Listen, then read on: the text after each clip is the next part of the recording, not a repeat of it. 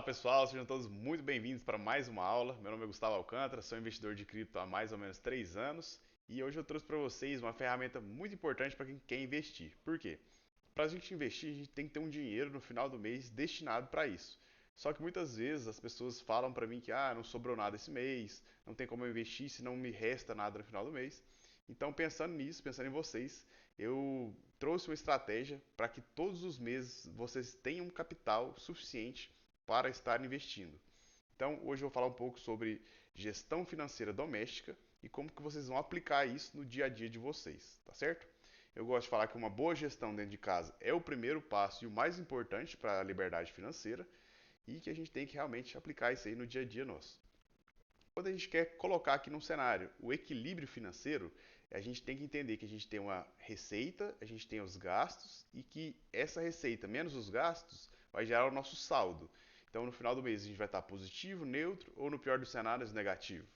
Para isso, a gente tem que entender as variáveis da receita, as variáveis dos gastos, e eu vou trazer para vocês diversos exemplos aqui em cada um desses pontos do que a gente pode fazer para otimizar a nossa receita mensal, tá certo?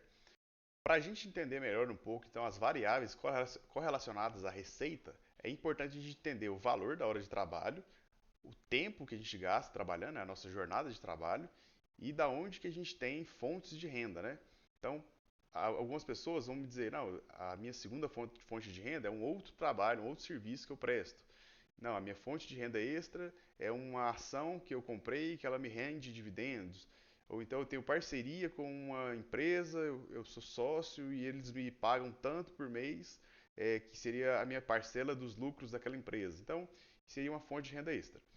Por que eu fragmento dessa forma a nossa receita mensal? Para a gente entender as variáveis uma a uma e entender como que a gente pode melhorar em cada uma delas e as limitações de cada uma também. Então, por exemplo, se você trabalha em um lugar que você tem um baixo valor agregado no seu serviço, provavelmente o seu valor da hora de trabalho vai ser menor. Então, como que você pode melhorar isso aqui? Você pode fazer uma capacitação, você pode arranjar um emprego melhor, você pode criar o seu próprio negócio, né? Então, buscar meios de agregar valor no seu serviço e receber uma hora de trabalho melhor paga, vamos dizer assim. O segundo ponto seria a jornada de trabalho. Aqui é mais complicado porque a gente está mexendo com uma variável que ela é finita. A gente tem apenas 24 horas por dia. Então, não tem como você trabalhar mais do que isso, até porque você vai ter que dormir, você precisa de um horário de lazer, você cuidar da sua saúde, né, conviver com sua família, enfim. É muito complicado fazer esse balanço aqui quando a gente fala em tempo, porque o nosso tempo é finito e as nossas atividades consomem grande parte do nosso tempo. Então, vamos supor que se você é uma pessoa que trabalha 10 horas semanais, sim, você consegue aumentar as suas horas de trabalho e, consequentemente, aumentar o seu salário. Só que, se você já trabalha lá 40, 50, 60 horas semanais, é muito difícil você trabalhar mais do que isso. E realmente, assim, desgastante. O corpo humano chega num limite que ele não consegue mais. Então, nesse caso, o tempo aqui é a variável mais complicada de se mexer. Mas como que a gente pode otimizar ele? De repente, buscar automações dentro da sua empresa, dentro do seu trabalho, para que as funções que você executa sejam executadas de forma mais rápida, para que então você diminua o tempo de trabalho ali naquele serviço e consiga um tempinho extra para executar uma segunda função. Então, seria a única alternativa viável em relação à variável de jornada de trabalho. E o terceiro ponto, que seriam as fontes de renda, uma das mais interessantes seria investir realmente. Você não precisa perder tanto tempo, igual se você fosse abrir uma empresa, abrir um negócio. Você vai apenas destinar um determinado período do seu dia para estudar aquelas ações, né? Estudar mais sobre mercado financeiro completo, para você escolher os melhores ativos, né? Montar um cesto de ativos muito completo que vai te rentabilizar um valor interessante. Então, para tudo isso, a gente precisa de um planejamento financeiro pessoal. A gente tem que estabelecer objetivos claros de curto, médio e longo prazo, entender o nosso estilo de vida e seguir isso que a gente estabeleceu. Então, definindo metas, colocar cenários práticos aqui para vocês entenderem. Eu quero diminuir meus gastos, eu quero otimizar o meu dinheiro, certo? Então, no curto prazo, eu vou fazer o quê? Eu vou economizar o máximo dentro de casa. Vou diminuir gasto energético, vou diminuir compra de supermercado, vou me privar de alguns luxos do dia a dia. Isso seria um objetivo de curto prazo. No médio prazo, eu quero me capacitar para ocupar um cargo melhor na empresa, para trocar de serviço, trabalhar numa empresa que me paga melhor, que me valoriza mais. E no longo prazo, eu quero que o meu dinheiro que foi investido hoje, nos próximos dias, próximos meses, próximos anos, me dê uma rentabilidade suficiente para que eu consiga diminuir minha carga de trabalho, né, minha jornada de trabalho, e que eu tenha uma velhice tranquila do ponto de vista financeiro. Então, esse seria um objetivo claro de curto, médio e longo prazo. Estilo de vida. Se você tem um salário compatível com classe média, você não pode viver uma vida de rico. Você tem que viver uma vida compatível com a sua realidade e dando preferência para viver ainda abaixo da sua expectativa de salário. Então, você poupa mais recursos para que você possa investir mais e, consequentemente, atingir uma tranquilidade financeira, uma diminuição de carga de trabalho mais cedo possível. E por último, seria a economia é respeitar de fato essas estratégias que você estabeleceu e que você quer atingir. Não adianta nada estabelecer metas se você não segue elas. Basicamente isso. E quando a gente assume aqui pontos para investimento, eu gosto de trazer os três principais. Seria reserva de valor, é um investimento assim indispensável. Você precisa ter em reserva de acesso fácil uma quantidade de dinheiro suficiente para te bancar nos próximos 6 meses. Então, por exemplo, se você ganha aí R$ 1.000, se você gasta, na verdade, R$ 1.000 por mês, esse é o seu custo fixo. Você precisa de pelo menos R$ 6.000 de reserva de emergência para depois você começar a investir esse dinheiro, certo? Então, beleza, você estabeleceu sua reserva de valor e agora você quer dar o próximo passo, você quer investir. Eu investiria a partir de então em conhecimento. Investir em quem entende do mercado, investir tempo para assistir pessoas que estão entregando conteúdo de graça, igual esse aqui, para entender melhor e crescer do ponto de vista de investidor, tá certo? Então, assim, para mim é o mais importante. É mais importante você demorar um pouco mais para entrar no mercado e investir bastante em conhecimento para você entrar mais preparado do que você investir muito agora e não saber bem o que você está fazendo e perder dinheiro. Então eu acho que conhecimento aqui é um investimento importantíssimo também, indispensável. E por fim, quando você já estudou, já tem a sua reserva de emergência bem estabelecida e você quer ir para um cenário prático de investimento, aí sim você vai começar a se diversificar em diversos campos que você tenha um determinado conhecimento para que você diminua cada vez mais o seu risco de exposição àquele ativo. Você está comprando uma empresa, você está comprando uma criptomoeda, alguma coisa assim, todas elas têm os seus riscos inerentes. Uma empresa ela pode falir, uma cripto ela pode ser hackeada, um banco que você deixa seu dinheiro lá, ele pode ir à falência. Então, se você diversifica em diversos campos, se você sofre com algum desses problemas aqui em algum ativo seu, vamos supor que ele seja 1% da sua carteira ou até menos, se possível, você vai sofrer muito pouco com esse imprevisto. Então, seria uma forma de proteção contra imprevistos e coisas que a gente não pode controlar. Agora, trazendo mais para as variáveis relacionadas aos gastos, né? O que a gente tem? A gente tem o custo fixo, seria o aluguel que você paga, o seguro do seu carro, a escola das crianças, enfim. Tem o gasto extra, seria tudo aquilo que a gente compra que não tem de fato uma necessidade intrínseca. Então, fui almoçar, comprei uma barrinha de chocolate depois do almoço. Essa barrinha de chocolate ela não era essencial, é um gasto extra. Eu tenho o costume de ir nesses cafés caros. Também eu considero um gasto extra, não é necessário.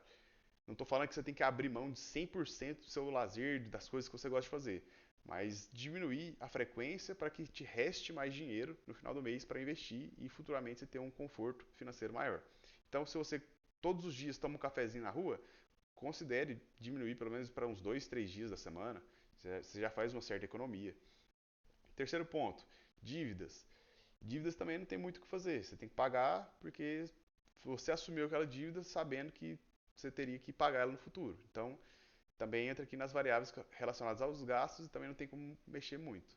E por último, os imprevistos, né? Que seriam aqueles problemas que a gente não tem como prever também. E para isso a gente pode apenas deixar uma parte a mais dos nossos gastos já pré-estabelecida para isso. Por exemplo, vamos supor que eu gaste R$ 1.000 por mês. Todas as vezes que eu vou montar minhas planilhas de gastos, eu considero que o meu custo mensal é 1.200, por exemplo. Eu já deixo uma gordurinha ali para caso aconteça alguma coisa, eu já tenho aquele valor extra já para pegar algum imprevisto. Dessa equação aqui, é muito difícil a gente mexer em qualquer uma dessas variáveis aqui. A única que dá de fato para a gente mexer, para a gente ter um retorno efetivo na nossa carteira, é o gasto extra.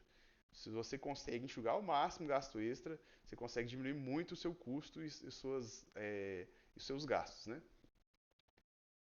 Trazendo aqui agora para o orçamento doméstico, o que a gente pode otimizar nessa variável? Organização e controle são ferramentas essenciais para quem quer um sucesso financeiro dentro de casa. Por quê? Você já separa dinheiro para determinado ponto, para determinado objetivo. Então, estou separando esse dinheiro aqui que ele é para exclusivamente eu comprar uma viagem daqui 2, 3 anos. Estou separando esse dinheiro aqui que é para futuramente eu trocar de carro. Estou separando esse dinheiro aqui que é para pagar uma melhoria aqui na minha casa, para pagar uma ferramenta que vai me gerar mais dinheiro na minha empresa, para pagar um curso que vai me rentabilizar na minha hora de trabalho. Então, isso é organização das suas receitas, das suas despesas, organizar quanto que você recebe. Tem gente que não faz a menor ideia de quanto que ganha, porque às vezes faz serviço de freelancer, trabalha por conta própria e recebe por demanda de serviço e não sabe quanto que ganhou naquele mês. Então isso é péssimo, né? Você vai gastando sem controle e acaba que você vai ficar, na maioria das vezes, no saldo negativo todos os meses. Outro ponto que a gente pode adotar aqui, alimentação em casa. Claro que nos dias de hoje é muito difícil, às vezes, a gente conseguir voltar para casa para almoçar por causa da nossa carga de trabalho e tudo mais. Mas o que eu gosto de falar é isso. Se possível, cozinhe em casa suas próprias refeições. Vai ficar mais barato, vai ficar mais saudável, só que tem que ser numa realidade que você pode fazer isso. Se você não tem condição de alimentar em casa por causa do seu serviço, aí realmente a sua alternativa vai ser procurar lugares mais baratos para consumir uma comida de qualidade, mas que você tenha um orçamento mais em conta. O cartão de crédito.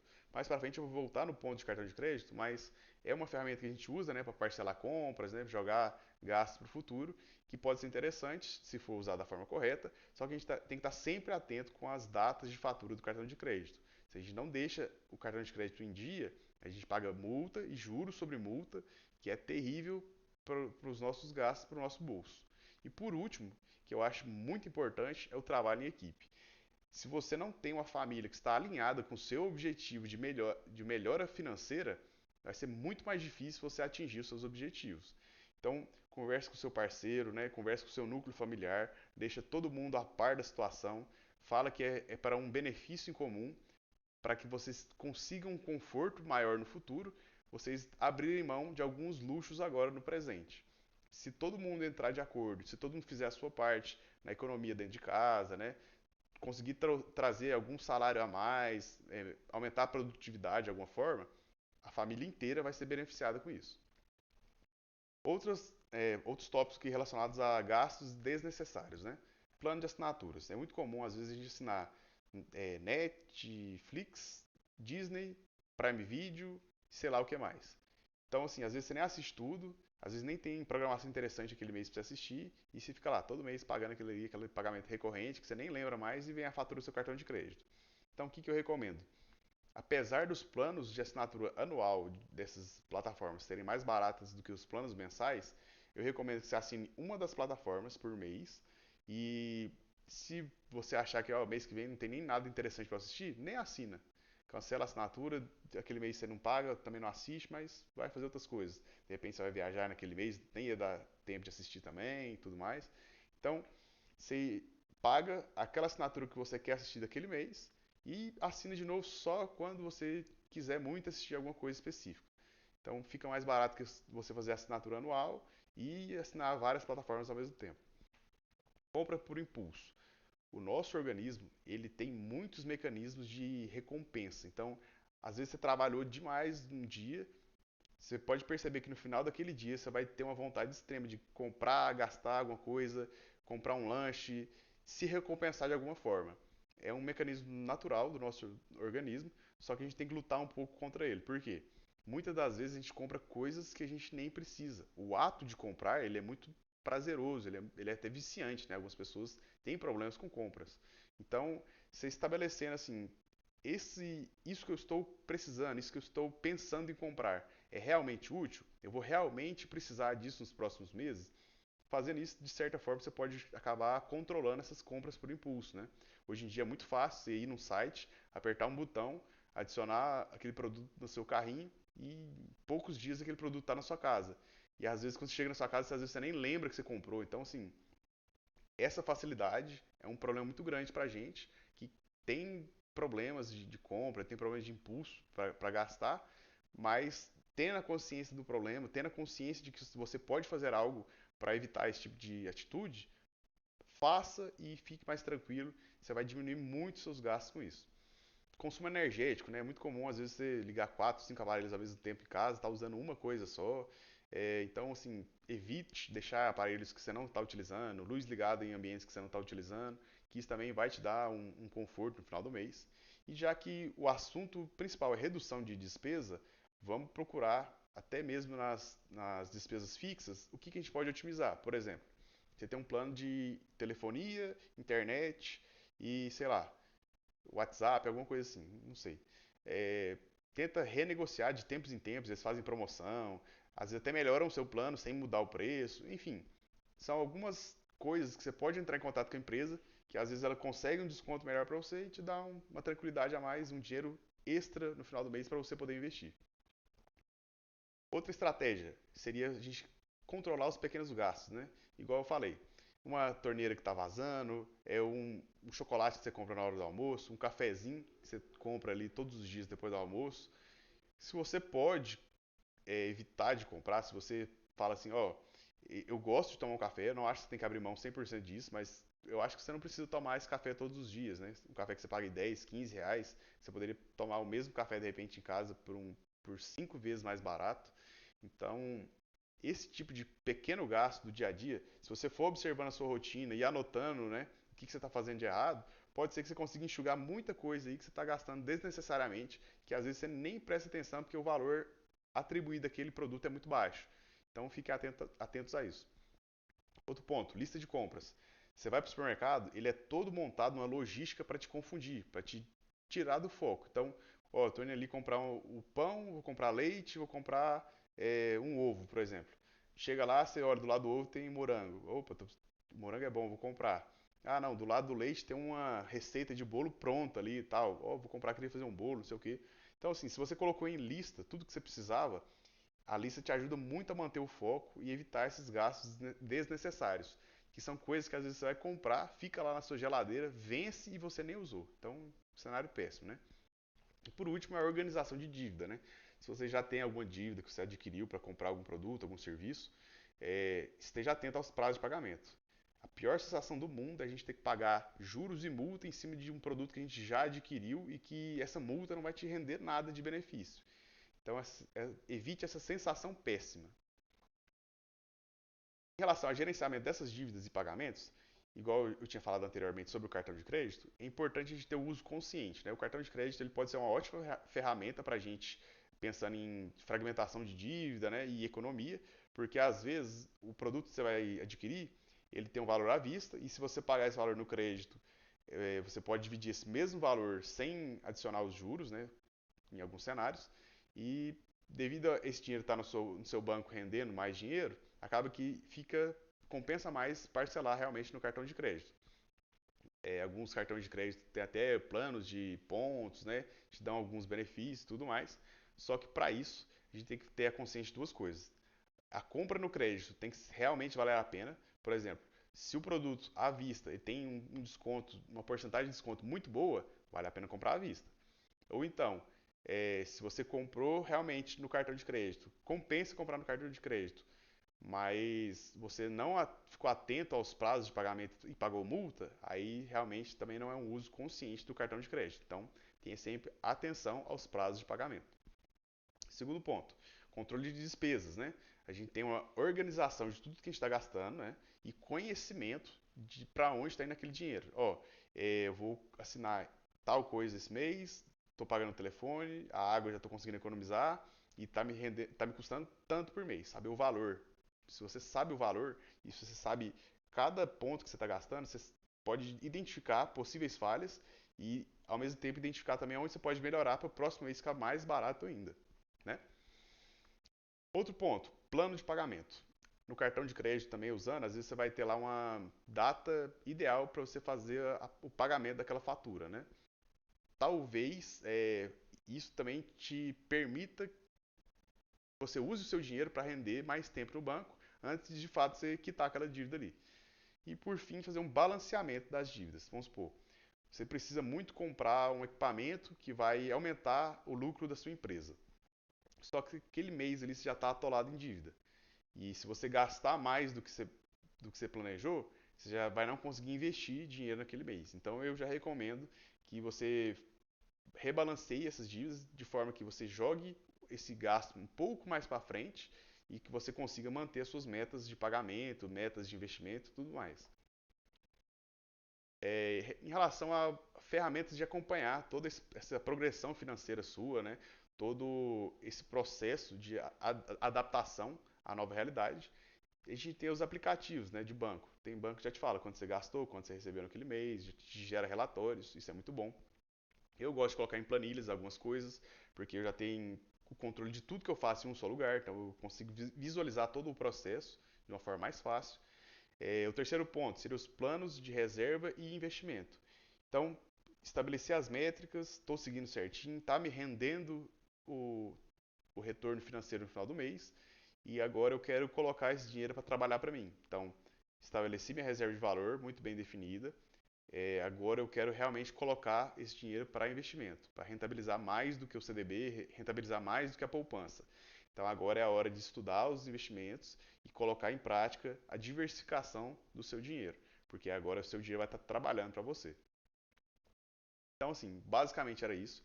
O seu eu do futuro te agradece pelas mudanças adotadas a partir de hoje e eu te agradeço por ter ficado aqui até o final. Pessoal, agradeço muito mesmo a atenção de vocês, tá certo?